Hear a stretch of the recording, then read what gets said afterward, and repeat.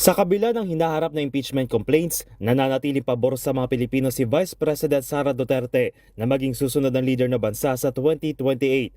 Ito ang lumalabas sa head-to-head survey ng Okta Research kung saan tinanong ang nasa 1,200 na katao sa bansa kung sino kay VP Sara at Naga City Mayor Leni Robredo ang nais nila maging presidente.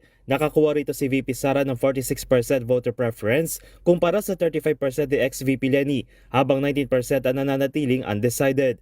Isinagawa ang survey noong March 19 hanggang 25 na tila isang buwan matapos ideklara ni VP Sara ang kanyang pagtakbo bilang Pangulo noong Pebrero. Ito rin ang panahon ng hindi pa sinasabi ni Robredo na hindi ito tatakbo sa kahit anong national posisyon at magpopokus sa kanyang mga proyekto sa Naga City. Paglilinaw naman ng Okta Research na hindi pa rin ito sinasalamin ng magiging resulta sa 2028 bagkus isa lamang paglalarawan sa kasalukuyang sentimiento ng publiko sa eleksyon.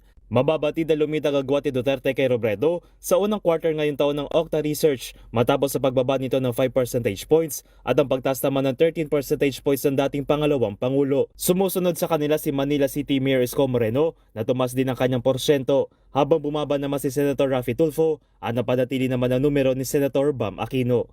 Para sa MBC TV Network News, ito si Dustin Bayog ng DZRH TV. Una sa Pilipinas, una sa Pilipino.